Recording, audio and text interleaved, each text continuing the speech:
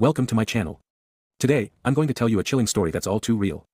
It's about a place I discovered deep in the woods behind my house, a place my grandfather always warned me about. Join me as I share the terrifying tale of the forest underneath. I always loved the woods behind my house. Growing up in rural Pennsylvania, the forest was my playground. My friends and I would spend hours exploring, building forts, and playing hide and seek.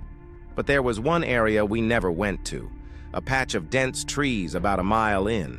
My grandfather called it the forest underneath and warned us to stay away. He used to tell us stories about how the ground there wasn't quite right, how sometimes you could hear whispers if you listened closely. We thought he was just trying to scare us, and we mostly succeeded in ignoring his warnings. Until last summer. I had just finished my first year of college and was home for the break. One night, out of boredom and a bit of nostalgia, I decided to take a walk in the woods. Armed with a flashlight and my phone, I ventured deeper than I had in years. The air was thick and heavy, the trees casting eerie shadows in the moonlight. I found myself near the forest underneath. I could hear a faint hum, like the ground itself was vibrating. Curiosity got the better of me, and I decided to take a few steps in. Immediately, I felt disoriented. The air grew colder, and the humming became a whispering chorus. I pressed on, my flashlight flickering. Suddenly, I tripped over something and fell hard to the ground. As I picked myself up, I saw what I had tripped over, an old, rusted metal hatch. My heart pounded. What was this doing here? I tried to lift it, but it was stuck fast. I decided to mark the spot and come back the next day with tools. I had to know what was underneath.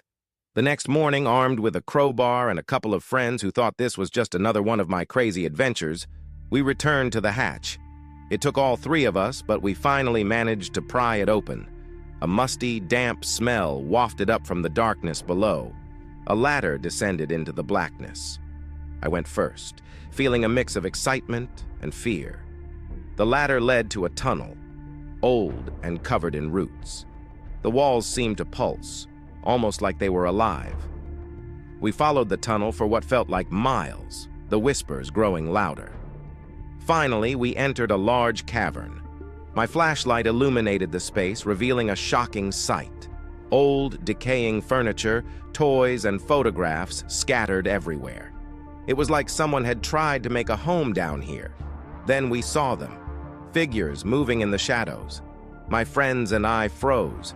They were children, or at least they looked like children, their eyes wide and hollow. They began to move toward us, their whispers now intelligible words. "Join us. Stay with us." We bolted. Climbing the ladder, we barely made it out and slammed the hatch shut. We ran all the way back to my house without looking back. We never spoke about it again. A week later, I found an old photograph in my grandfather's study. It was of him as a child, standing in front of a house that looked eerily similar to the cavern we had found. On the back, in faded handwriting, it said, "The forest underneath. Never forget." My grandfather passed away shortly after, taking the secrets of the forest underneath with him. But sometimes, late at night, I still hear the whispers. And I wonder if one day they'll come for me too. Thanks for watching. If you enjoyed this story, don't forget to hit the like button and subscribe to my channel for more spine-chilling tales. Stay tuned, and remember to always listen to the whispers in the dark. Until next